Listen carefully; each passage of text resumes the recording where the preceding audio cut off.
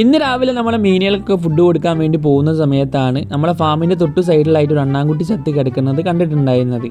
അപ്പോൾ ഇതെങ്ങനെ ഇവിടെ എത്തി എന്നുള്ളതൊരു സംശയമായിട്ടുള്ള കാര്യമാണ്. അപ്പോൾ ആകെ ഒരു സാധ്യത ഉള്ളത് ഇതിൻ്റെ തൊട്ടടുത്തായിട്ടാണ് നമ്മളെ മീറ്റർ ബോക്സ് വരുന്നത്. തൊട്ട് മേലെ തന്നെയാണ് സപ്ലൈൻ്റെ ലൈനും.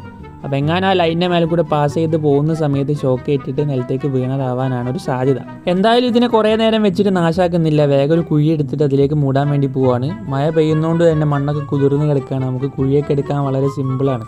അപ്പോൾ എന്തായാലും കുറച്ച് ആഴത്തിലാണ് കുഴി എടുത്തിട്ടുള്ളത്. ഇനി അതിലേക്ക് വെച്ചിട്ട് നമുക്ക് മൊത്തമായിട്ട് അങ്ങോട്ട് മണ്ണിട്ട് മൂടിക്കളയാം. അപ്പോൾ എല്ലാവർക്കും ഒരു മാതൃക ആയിക്കോട്ടെ എന്ന് വിചാരിച്ചിട്ടാണ് ഞാൻ ഈ വീഡിയോ ചെയ്തിട്ടുള്ളത്. നമ്മുടെ വീടിൻ്റെ പരിസരത്തും റോഡിൻ്റെ മേലേക്കായിട്ട് പല ജീവികളും ചത്ത് കിടക്കുന്നത് നമ്മൾ കാണാറുണ്ട്. പലപ്പോഴും ആ സമയത്ത് നമ്മൾ അതിലെ കടന്നു പോകും. പിന്നെ കുറേ ദിവസങ്ങൾക്ക് ശേഷം അതിൽ വരുന്ന സമയത്താണ് അത് സ്റ്റിക്കറായിട്ട് കിടക്കുന്നത് നമ്മൾ കാണുന്നത്. അതുകൊണ്ട് തന്നെ ഇത്തരത്തിൽ നമ്മൾ കണ്ടു കഴിഞ്ഞിട്ടുണ്ടെങ്കിൽ ഒരു ജീവിയോട് കാണിക്കുന്ന ദയ എന്നുള്ള രൂപത്തിൽ നമ്മളതിനെ കുഴിച്ചിടാൻ വേണ്ടി ശ്രമിക്കുക. അല്ലെങ്കിൽ ഒരു സൈഡിലേക്ക് മെല്ലെ മാറ്റിയിട്ടാലും മതി.